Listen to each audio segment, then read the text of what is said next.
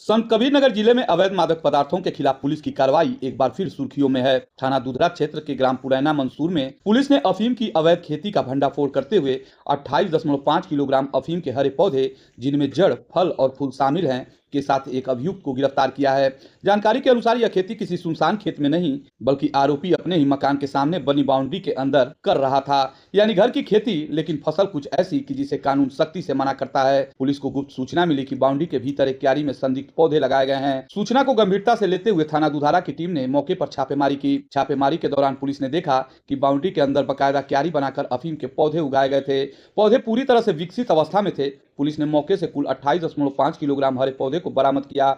यह कोई प्रयोग नहीं था, बल्कि स्पष्ट रूप से व्यावसायिक उद्देश्य से की गई खेती प्रतीत हो रही थी। मौके से अबू उबैदा उर्फ छोटू पुत्र इरफान अहमद निवासी ग्राम पुरैना मंसूर थाना दुधारा को गिरफ्तार किया।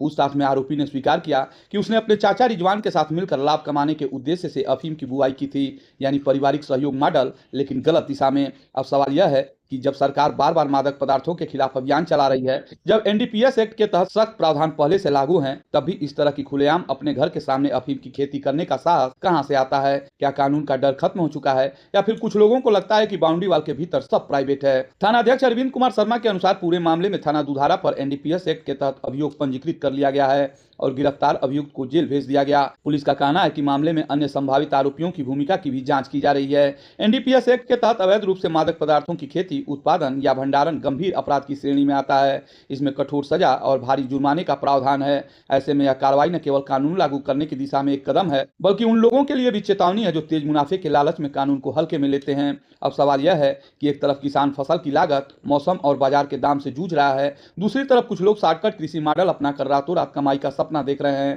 फर्क बस इतना है कि यह सपना सीधे जेल की बैरक तक ले जाता है। यह भी ध्यान देने वाली बात है कि इस तरह की अवैध खेती अक्सर स्थानीय स्तर पर युवाओं को नशे की तरफ धकेलती है। जब उत्पादन घर घर होने लगे तो वितरण में देर नहीं लगती। इसलिए पुलिस की यह कार्रवाई केवल एक गिरफ्तारी नहीं, बल्कि संभावित नशे के नेटवर्क पर शुरुआती प्रहार भी मानी जा रही है। अब देखना यह होगा कि जांच में और कौन कौन सामने आता है, और क्या इस क्षेत्र में अवैध मादक पदार्थों की कोई बड़ी कड़ी जुड़ी हुई है, या यह केवल सीमित स्तर का प्रयास था। फिलहाल 28.5 किलोग्राम हरे अफीम पौधे की बरामदगी और एक गिरफ्तारी ने यह साफ कर दिया कि कानून की नजर बाउंड्री वाल के भीतर भी पहुंचती है। जिले में मादक पदार्थों के खिलाफ चल रहे अभियान के बीच यह कार्रवाई एक संदेश जरूर देती है। खेती कीजिए, लेकिन ऐसी नहीं कि फसल से ज्यादा चर्चा एफआईआर की हो जाए।